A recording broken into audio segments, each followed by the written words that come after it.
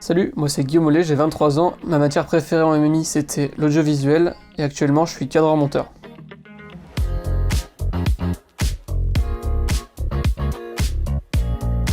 C'est avoir le rôle de la personne qui va aller sur les lieux de tournage et qui va filmer les gens, que ce soit pour des interviews, des événements, etc.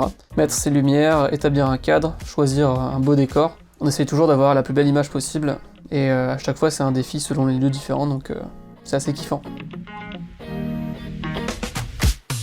Alors si j'ai choisi ce métier, c'est parce que j'ai toujours été passionné d'image, notamment à travers le cinéma ou la photographie, c'est deux grandes passions que j'ai. Et donc pouvoir être cadreur, c'est créer ses propres images, faire ses propres tournages, sa propre lumière, son propre cadre, avoir son propre œil, et ça je trouve ça génial.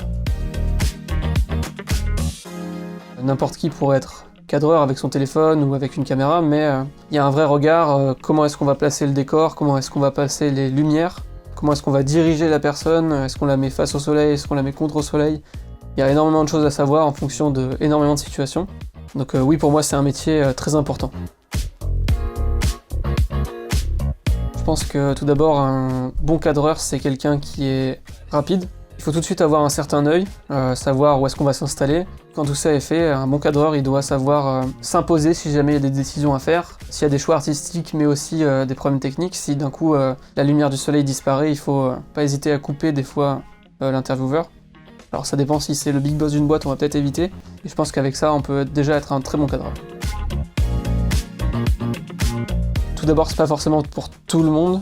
C'est-à-dire que sur chaque tournage, on va un peu sortir de sa zone de confort, on va pas rester derrière un bureau à faire du montage ou derrière un bureau, derrière son ordinateur sans bouger de la journée. Et aussi, s'il y a quelques points négatifs, ça va être aussi les horaires qui vont changer.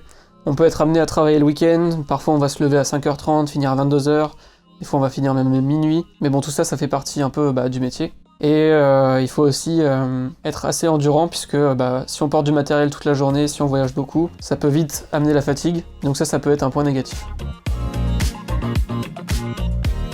Tout simplement déjà on crée nos propres images, donc c'est toujours plaisant de créer quelque chose. En fonction du projet qu'on peut faire, on peut le mettre sur les réseaux sociaux et peut-être même se la péter un peu, on sait pas. Si demain vous allez filmer, je sais pas, le dernier concert du plus gros artiste musical de France, vous serez bien content de pouvoir le mettre sur vos réseaux sociaux, ça fait toujours des super projets. Et aussi, justement, à travers tous ces tournages, on va être amené à voyager, à faire beaucoup de rencontres, rencontrer des gens super, des personnes au parcours atypique. Donc en fait ça fait qu'on a quasiment pas de routine, on tombe jamais dans le quotidien.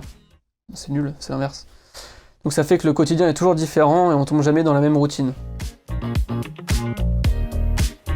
Ma caméra préférée, je pense que c'est la 7S3. Je dis je pense parce que je l'ai pas encore utilisée énormément, mais c'est une caméra qui est extrêmement versatile, toute petite mais qui permet de faire des choses de ouf, qui permet de filmer avec une très très grande qualité. Et donc je pense que c'est ma caméra préférée pour le moment. Avant qu'une nouvelle sorte et puis vienne la balayer comme il se passe tous les 2 ans quoi. Ça dépend dans quel milieu exactement vous voulez travailler. Si vous voulez travailler dans le cinéma, je pense que oui, c'est comme un très gros plus de connaître des gens, puisque quand on veut faire un film, on veut le meilleur film possible, et donc on appelle les meilleures personnes, ou les personnes avec lesquelles on travaille depuis des années, puisqu'on a confiance en eux. On va pas forcément aller chercher le petit jeune, même s'il est surdoué, on va pas forcément le savoir. Après, si vous voulez travailler dans une boîte de production, dans une agence, forcément, si vous avez du réseau, ça va vous aider à rentrer dedans. Mais ça, ce sera pas forcément nécessaire. Moi, par exemple, je viens d'un petit village de 800 habitants, personne dans ma famille faisait de l'audiovisuel avant moi. Au fur et à mesure de faire des projets, ça me crée une sorte de portfolio, j'ai pas mal de projets à présenter. Tous ces projets vont vous servir de CV, en fait, et dès que vous arriverez en entretien d'embauche, eux serviront à convaincre le recruteur.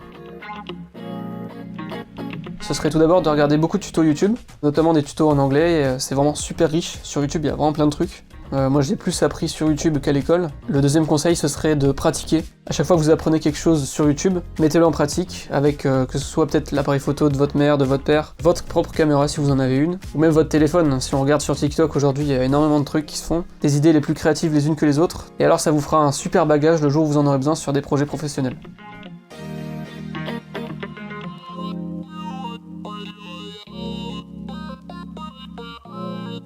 Si vous voulez en savoir plus, n'hésitez pas à me contacter sur les réseaux sociaux. C'était Guillaume Ollet pour Horizon. Salut!